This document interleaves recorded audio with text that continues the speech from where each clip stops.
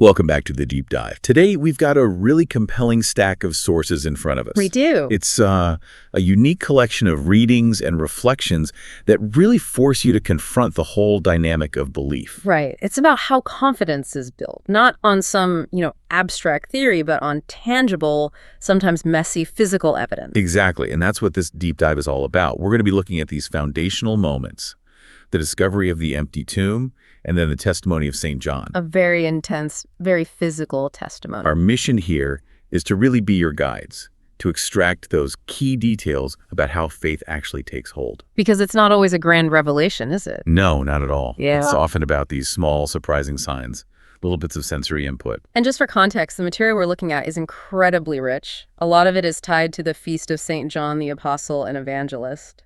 It's a remarkable tapestry that connects sight, touch, and ultimate conviction. Okay, so let's start unpacking this. And I think we have to begin at the absolute epicenter, John chapter 20, the resurrection narrative. It all kicks off with this sense of urgency and confusion. Right. It's the first day of the week. Mary Magdalene gets to the tomb. It's early, and she finds it empty. And her first conclusion is, well, it's rooted in alarm, not faith. Which is completely understandable. Her mind doesn't jump to resurrection. No, of course not. It jumps to desecration, robbery. So she runs, finds Simon Peter and the other disciple whom Jesus loved, and just lays out the stark fact. They have taken the Lord from the tomb, and we do not know where they put him. And that shock, that presumption of theft, that's our emotional and, I guess, our evidentiary starting point. And their response is what's so telling. They don't just sit there. No, they immediately go. They have to see for themselves. They race to the scene. And the narrative really emphasizes that physicality, doesn't it? This frantic dash that's just fueled by shock and maybe a little bit of hope. A lot of hope, I think. We get this very specific detail. They both ran, but the other disciple ran faster than Peter and arrived at the tomb first. Now, that's a crucial literary point for you to notice. The author, John, consistently refers to himself in a very particular way. Not by name. Never by name. He's the disciple whom Jesus loved.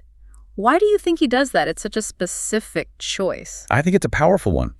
It seems like he wants the focus to be less on his own fame and more on the role he played. The role of the one who was close to Christ. Exactly.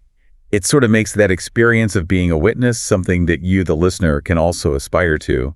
It's not just a historical footnote about some famous guy. It universalizes it. That's a great way to put it. It universalizes the possibility of that deep relationship. So what happens when they get there? The beloved disciple arrives first. He bends down. He sees the burial cloths just lying there, but he waits. He doesn't go in. That's what Peter does. Oh, yeah. Peter, the man of impulsive action, gets there. And he doesn't pause for a second. He goes straight into the tomb. And this is where the investigation, you could say, finds its first key piece of evidence. The crucial nugget. Right. So Peter sees the burial cloths, which confirms Mary's story.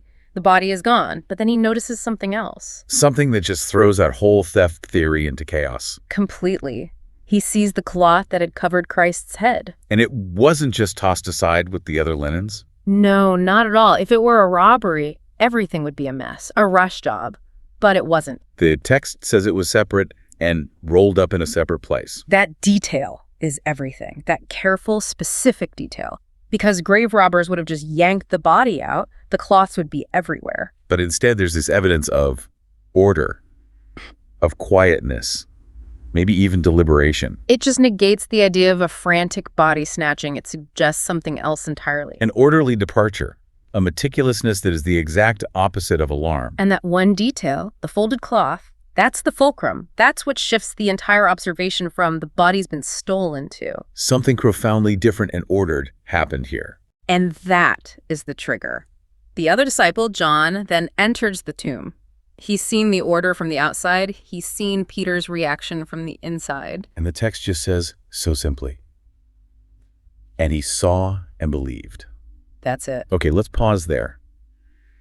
Because that leap from seeing a folded cloth to believing in the resurrection, that's a huge leap. It's massive. How does that small physical thing translate into immediate, complete conviction for him when Peter, who saw the exact same thing, doesn't seem to have that same instant realization? This is where we have to shift from just the narrative to the reflection notes in our sources. Mhm. The empty tomb, which starts as a place of fear, becomes an invitation. An invitation toward faith. Right, and the beloved disciple, John, he believes not because it's all rationally explained. He doesn't have a flowchart for resurrection. No, it's not a forensic checklist where every box is ticked. It's something else. Exactly. The core insight from the reflections is that he believes not because everything is explained, but because love recognizes the truth of Christ's victory. So his love, that intimacy he had, it acts as an interpretive key for the evidence. Yes.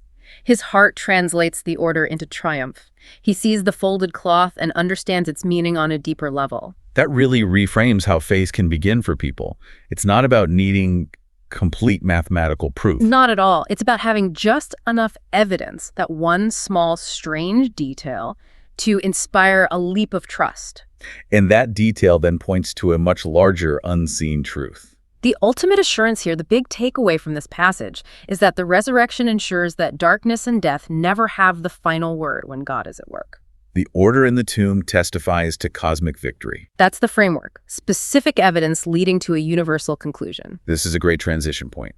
Let's shift our focus now from the sight of an absence, the empty tomb, to the Apostle John's testimony about the presence of the Word of life. Okay, so we're moving to the first reading in our source material, 1 John. And this passage is, it's an absolute insistence on physical, verifiable experience.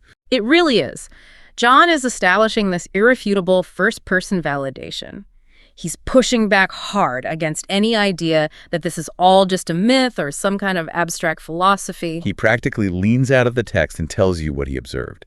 It's this profound list of sensory input. He just keeps repeating it. Right. What we have heard, what we have seen with our eyes, what we looked upon, and this is the big one, what we touched with our hands. Why is he so redundant about the senses here? Well, because the claim is so radical, this word of life. It wasn't just an idea, it was physical, it was audible, it was visible. And touchable. He really emphasizes touch because touch is the most immediate, undeniable form of sensory validation, isn't it? You can think you saw something, you can mishear something, but to touch something. That's concrete reality. Exactly. This intense sensory engagement was necessary because, as he says, the life was made visible. So this isn't secondhand information being passed down. He's presenting a rigorous, almost empirical record that's meant to stand up to scrutiny. They weren't just observers, they were participants in the most literal sense. And that leads to the whole purpose of this testimony. It's not just for his diary. Not at all. They had this experience so they could testify to it and proclaim it, to proclaim this eternal life that was with the Father. So what's the application of that for you, the listener, today? Why share this verifiable, touchable truth? He says it directly. They proclaim what they've seen and heard so that you can have fellowship, a shared connection with them. And that fellowship doesn't stop with the apostles. No, it's a chain. Their fellowship is with the Father and with his Son, Jesus Christ. The truth they touched establishes a connection that spans all of time. It's the bridge between the physical and the eternal. It proves the point we saw at the tomb. The sensory connection is the first step. And that connection produces the emotional core of this whole thing. He says this act of writing, of witnessing, is done so that our joy may be complete. So the completeness of their joy depends on sharing a grounded, verified truth. The external evidence leads to the internal state of absolute joy. Which brings us beautifully to our final section, where we connect these specific acts of witness to the cosmic order that grounds them, the wisdom in the Psalms. Right, and we find that immediate invitation in Psalm 118. This is the day the Lord has made. Let us rejoice and be glad in it. It's a call to see that divine framework right now, today. But then Psalm 97 just blows the scope wide open. It moves from my personal recognition to cosmic rule. It affirms the Lord's kingship and calls the entire earth, all the many isles, to be glad. If we connect this to the bigger picture, Psalm 97 provides the secure foundation for John's testimony. It embraces this paradox of divine governance. It says clouds and darkness are around him. which symbolizes that mystery, right? His transcendence. But that mystery is immediately anchored by this certainty. Justice and judgment are the foundation of his throne. It's an assurance that even within the mystery, the ultimate reality is stable. It's defined by integrity. It's so dramatic. The whole cosmos responds. The mountains melt like wax before the Lord. And the heavens proclaim his justice.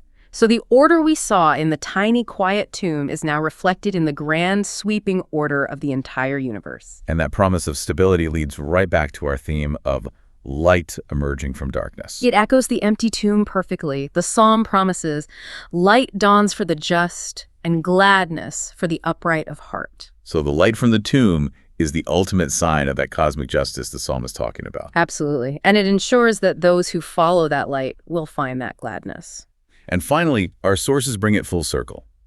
The Alleluia passage reminds us that this global joy is affirmed by the very witnesses we started with. It says, the glorious company of apostles praise you. It's a perfect loop. The justice of the king is proclaimed by the mountains. And personally attested to by the apostles who saw the cloth and touched the word. Exactly. So after all this, what does it mean for you, the learner, today?